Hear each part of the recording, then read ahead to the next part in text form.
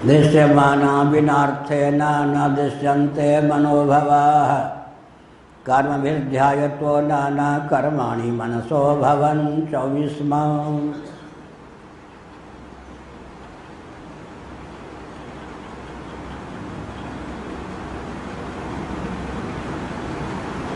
मनोरथ आदि के समान दृष्ट जगत, सगे संबंधी, अपना शरीर भी वास्तविक नहीं है, न होते हुए भी इन रूपों में प्रतीत हो रहे हैं।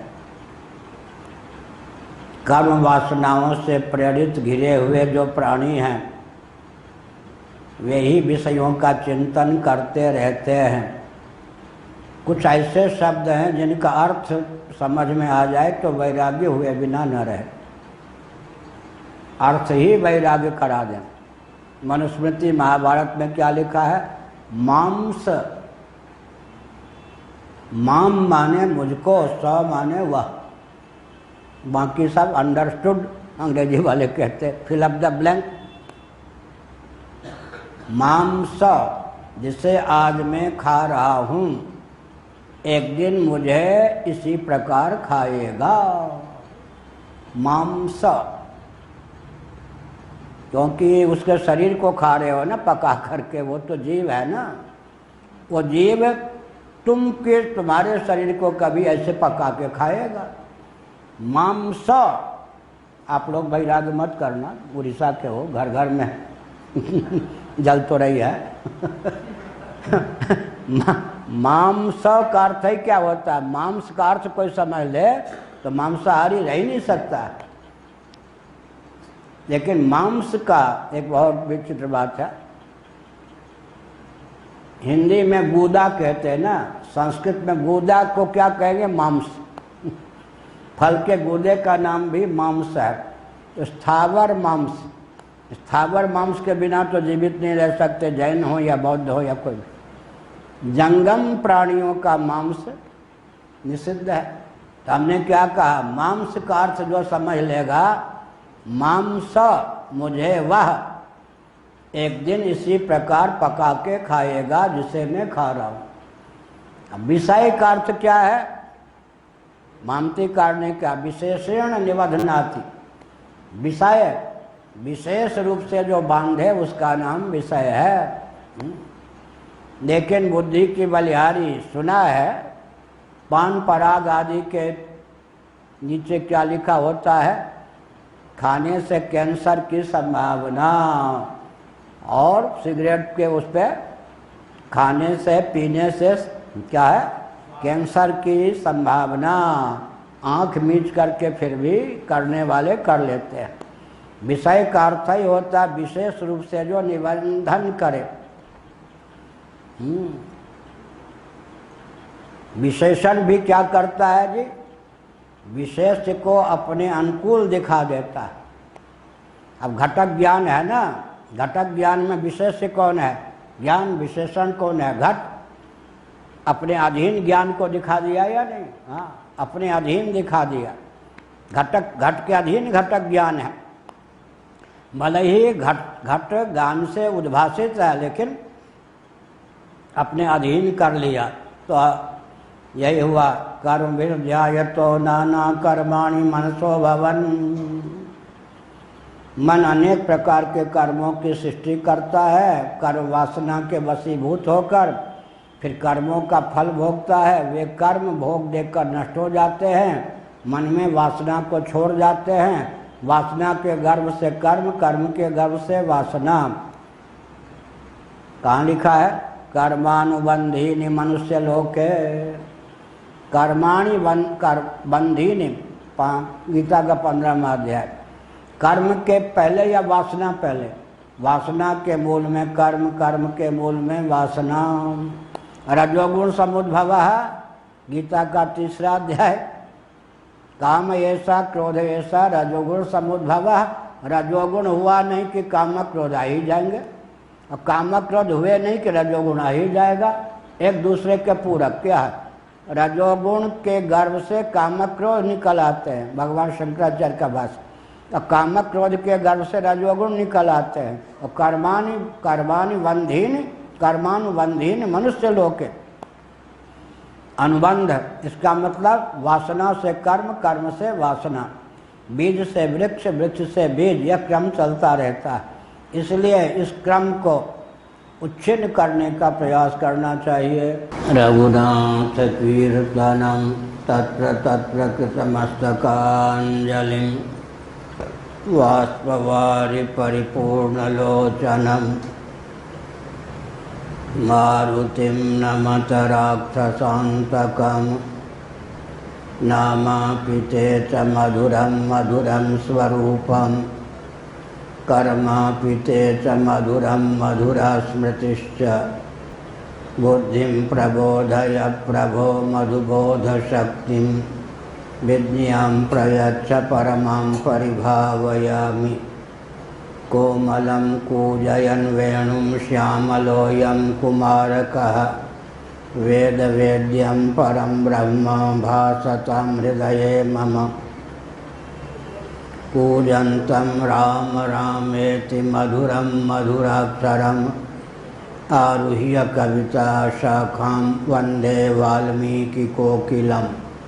निगमकल्पतरोर्गलितं फलं शुकमुखादमृतद्रव संयुतं पिबत भागवतं रसमालयं मुहुरहो रसिका भुवि भावुकाः। तृणादपि सुनीचेन तरोरपि सहिष्णुना अमानिना मानदेन कीर्तनीयः सदा हरिः।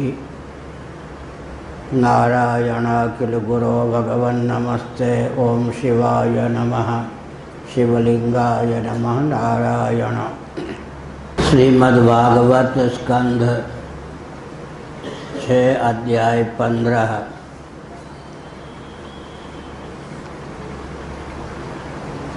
25-26 श्लोक।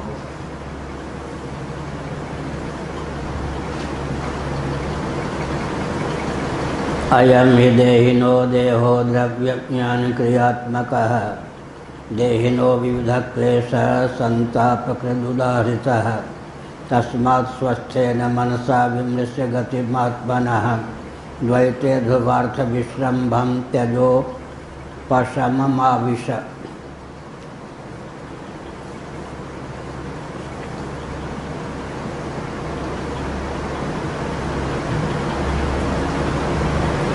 श्री अंगिरा जी ने शूरसेन चित्रकेतु को सांत्वना देते हुए कहा कि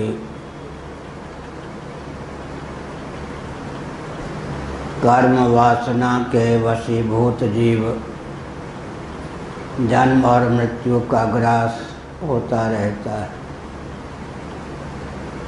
यद्यपि देह के नाश से जीवात्मा का नाश नहीं होता, फिर भी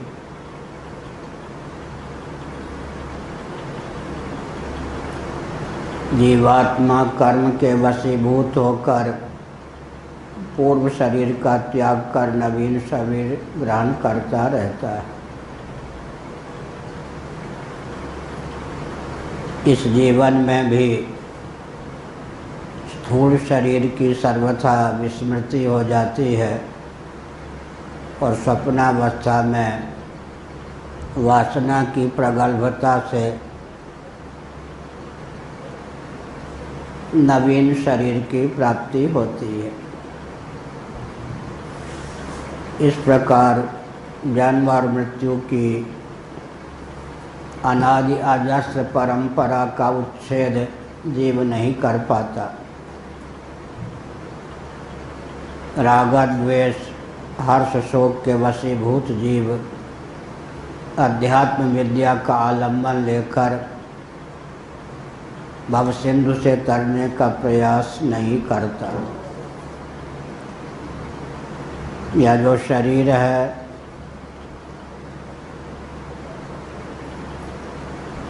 पंच कर्मेंद्रिय, पंच ज्ञानेंद्रिय पंच प्राण, अंतःकरण, चतुष्टय और पंच तन्मात्रा, इन्हीं का इसमें सन्निवेश है। इनके सन्निवेश के कारण ही शवरूप या शरीर उज्जीवित परिलक्षित होता है। कारण क्या है? सूक्ष्म शरीर कारण शरीर का भी व्यंजक संस्थान है और कारण शरीर जीवात्मा का भी व्यंजक संस्थान है। जीवात्मा जीवन धन जगदीश्वर का भी व्यंजक संस्थान है। लेकिन यह जो स्थूल शरीर है, इसमें एक चमत्कृति है। इसके बाह्य भाग में पंच ज्ञानेंद्रियों और पंच कर्मेंद्रियों को व्यक्त करने के संस्थान सन्निहित हैं। इसके अभ्यंतर भाग में पंच प्राण और अंतःकरण चतुष्टय को व्यक्त करने के संस्थान सन्निहित हैं। समग्र सूक्ष्म शरीर या लिंग शरीर का अभिव्यंजक संस्थान स्थूल शरीर में सन्निहित है। यह इसकी चमत्कृति है। लेकिन अभिव्यंजक संस्थान से समन्वित रहने पर भी अभिव्यंग्य सूक्ष्म शरीर, कारण शरीर और जीव जब इस शरीर का त्याग कर देते हैं प्रारब्ध के वशीभूत होकर, तब यह शरीर सब हो जाता है।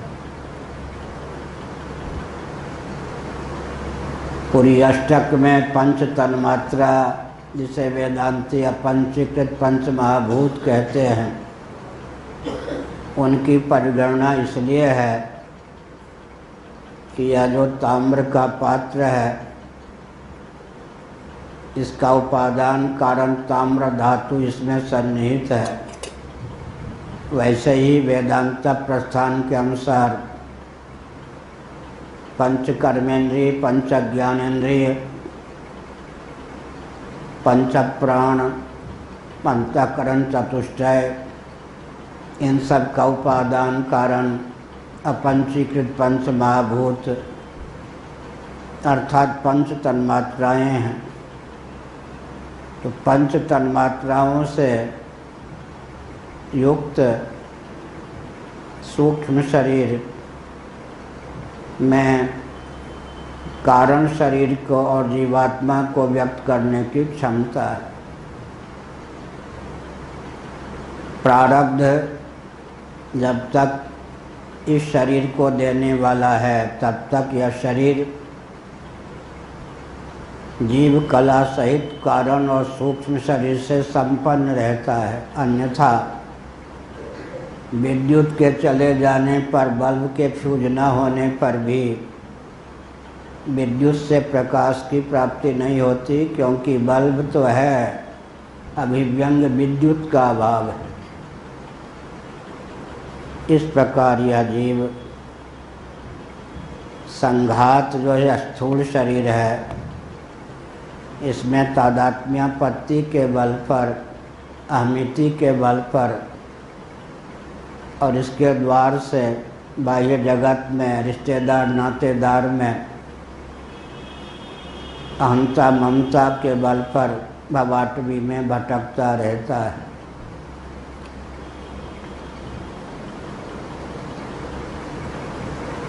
एक विचित्र तथ्य है, व्यक्ति धरती पर गिरता है लेकिन धरती का आलंबन लेकर उठता भी है। धरती पर गिरने वाला धरती का आलंबन लेकर उठता है।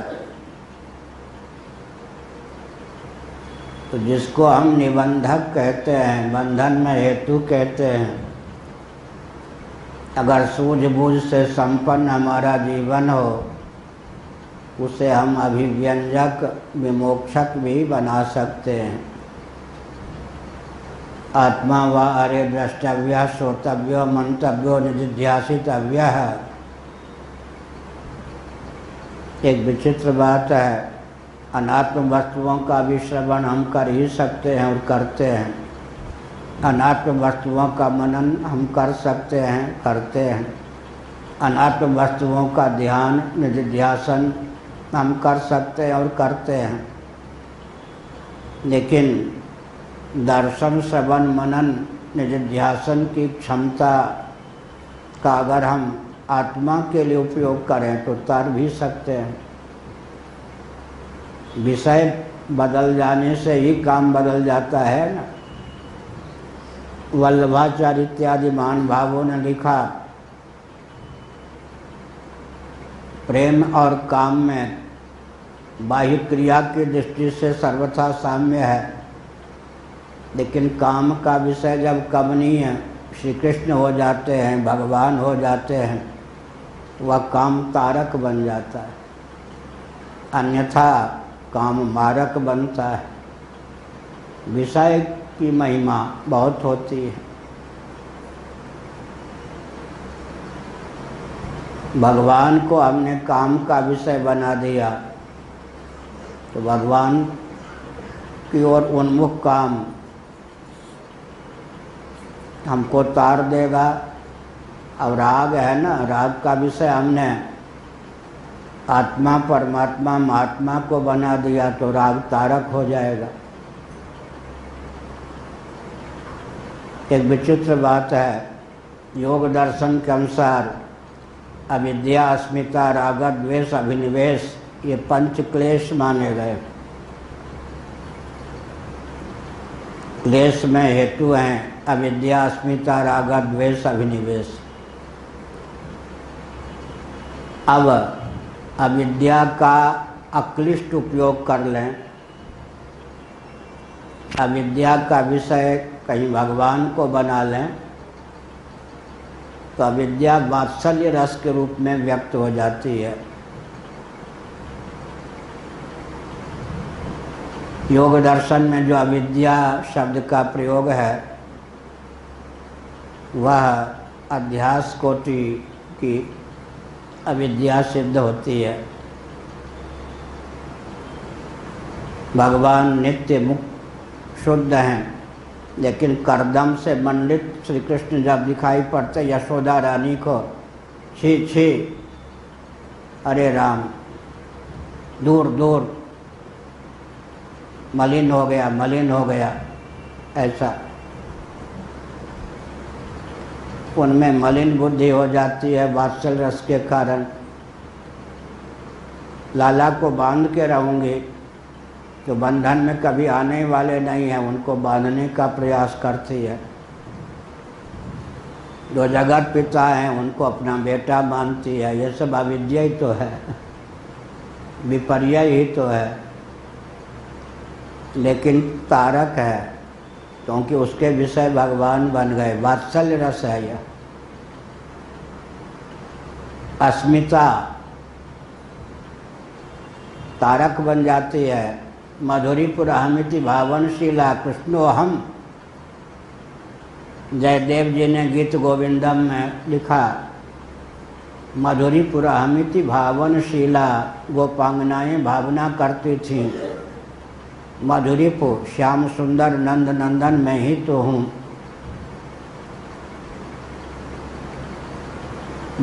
कृष्णो अहम राजपंचाध्यायी में श्री कृष्ण को लेकर अहम बुद्धि, अरे अरे पगली सखी कहाँ बौरा रही है, किसको ढूंढ रही है, देख देख मैं कृष्ण हूँ। कृष्ण का चिंतन करते करते किसी गोपी में कृष्ण भाव का उद्रेक हो गया। तू भटकती क्यों है, देख मैं ही तो श्री कृष्ण हूँ। कृष्णो हम की बुद्धि का उदय हो गया। दासो हम, मैं भगवान जो चीर हरण करने वाले हैं, दासो हम की भावना पुष्ट हो जाती है तो दा का अपहरण कर लेते हैं। दासो हम से दा हटा देंगे तो क्या रह जाएगा, सो हम। भगवान दा का अपहरण कर लेते हैं तो दासोहम का पर्यवसान सोहम में हो जाता है। सेवक सेव्य भावविन भवना तरी उरगारी, पहले सेवक सेव्य भाव हो, भगवान सेव्य है, मैं सेवक हूँ। तो अस्मिता का भी अक्लिष्ट उपयोग हो गया, सोहम कृष्णोहम, और राग का क्लिष्ट उपयोग हो ही गया। आत्मा परमात्मा महात्मा को राग का विषय बनाएंगे तो तर जाएंगे। अब ये दो जो नीचे के क्लेश हैं बड़े विकट हैं।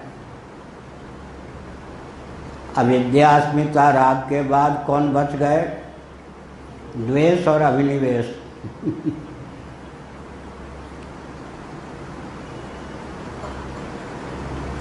जो भगवान को अविद्या अस्मिता राग का विषय नहीं बना पाते, अविद्या का विषय बना पाना हमने कहा चिंतन के बल पर ऐसा ग्रंथों में मिलता नहीं, लेकिन अप्रामाणिक नहीं है, चिंतन के बल पर कहा। अस्मिता और राग के विषय तो भगवान को बना लेते हैं, अविद्या का विषय भगवान कैसे बनेंगे? वात्सल्य रस में भगवान अविद्या के विषय बन जाते हैं। जिस कोटि की अविद्या को अविद्या कहा योग दर्शन ने, उस कोटि की अविद्या का अक्लिष्ट उपयोग जब सगुण साकार परमात्मा के लिए हम करते हैं तब वो वात्सल्य रस बन जाती है अविद्या। अस्मिता तो तारक है ही, यदि भगवान अस्मिता के विषय बन गए, सो हम सह सोहम कृष्णोहम, राग तारक हो जाता है विषय की महिमा से। श्रीधर स्वामी कहते हैं विषय की महिमा, उसी को प्रकारांतर से शब्दांतर से वल्लभाचार्य जी कहते हैं प्रमेय बल, प्रमेय का बल। अब राग मत देखो, राग का विषय कौन है यह देखो। राग का विषय वेश्या भी हो सकती है और राग के विषय अमलात्मा अवधूत महात्मा भी हो सकते हैं। राग मारक भी है, तारक भी है। राग किए बिना न रहा जाए तो रागास्पद भगवान को बना लें, संत को बना लें। अब ये जो दो घाटी है, द्वेष के विषय भगवान को कैसे भक्त बनाएगा? द्वेष का विषय कैसे बनाएगा? नहीं बना सकता। उसके लिए असुर तैयार हैं उनका भी उद्धार हो जाता है। वैर भाव सुमिरहि मोहि निश्चर हो गया है। द्वेष के बल पर भी तरा जा सकता है। द्वेष का विषय भगवान को बना लिया जाता है। अब बड़ी विचित्र बात है, सगुण साकार भगवान ज्यादा तारक हुए या निर्गुण निराकार? निर्गुण निराकार में द्वेष क्या करेंगे? वो तो आकार ही नहीं है। सगुण साकार जब भगवान होंगे तब शिषपाल आदि द्वेष कर सकता है। तो सगुण साकार भगवान जल्दी तार देते हैं, क्योंकि द्वेष के भी विषय बन जाते हैं, अविद्या के विषय बन जाते हैं, अस्मिता के विषय बन जाते हैं, राग के विषय बन जाते हैं, द्वेष के विषय बन जाते हैं। वैर भाव सुमिरहि मोहि निश्चर। और नारद जी ने तो विचित्र बात कही, न तथा भक्ति योगे न, भागवत आदि। भक्ति योग से भी उतनी एकाग्रता तन्मयता का होना कठिन है जितने कि भगवान में वैर बुद्धि हो जाए। जिसके प्रति वैर बुद्धि द्वेष बुद्धि हो जाती है वो मन में आकर सन्निविष्ट हो जाता है।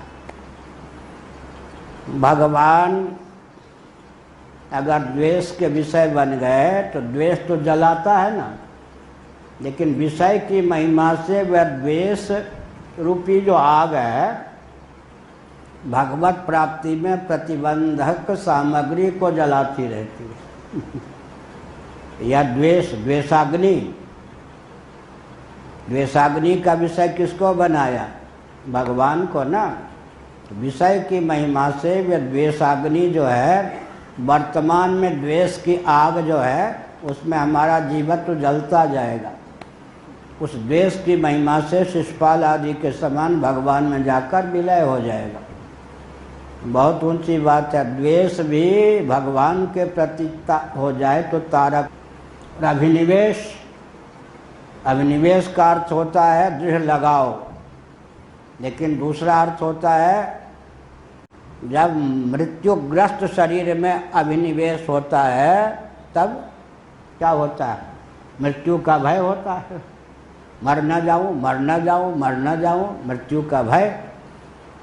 अभिनिवेश की प्रगल्भता, घनीभूत अभिनिवेश का फल है मृत्यु का भय। अब मृत्यु को दोनों ओर ले लीजिए। मारे बिना नहीं रहूंगा राम को, मारे बिना कृष्ण को नहीं रहूंगा, ये हो गया अभिनिवेश। अरे अरे वो इतना बलवान है, मुझे मारे बिना नहीं रहेगा, ये हो गया अभिनिवेश। मैं उसे मारे बिना नहीं रहूंगा, वह मुझे मारे बिना नहीं रहेगा। इस अभिनिवेश के बल पर भी मारीच इत्यादि तर गए।